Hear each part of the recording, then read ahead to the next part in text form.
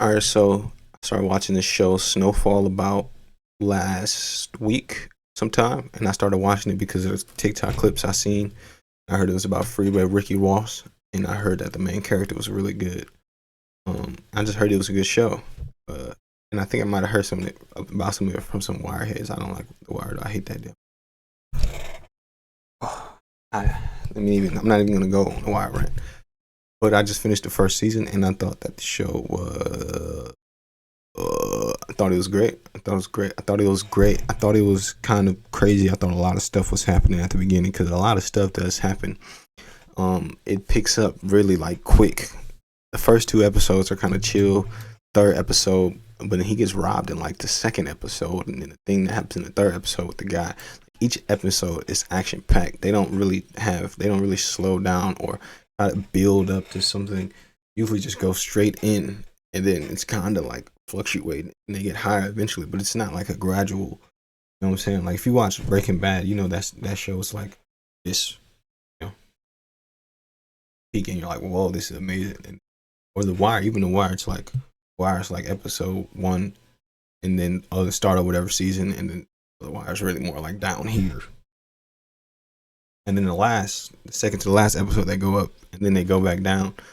Because The Wire, it always like the last episode for every season, and that show always it's just so. It's not about that show. It's not about that show. But basically, from the few shows I've seen that are supposed to be like, really, really good, like how people say this show is, there's fluctuation. There's that provides some sort of realism, But this show is just so like up. It's just so action packed. Just so get straight to it. So like, wow, there's something happening. There's something new. There's just more problems developing. It could seem somewhat, not somewhat, but somewhat over the top or somewhat unrealistic. Not, but I don't think it does. 'Cause I think it balances it nice. But there's some shows like there's some like Netflix original joints, or there's just some shows, some modern day shows that came out today that they're just like throwing things like there's five different characters going on, there's new plots, and it's all adding on top of each other, and it's all too much. I thought this show was that because around season 5 when the plane crashed, and it was just not going in the right direction. But toward the end of the season, they managed to make it up.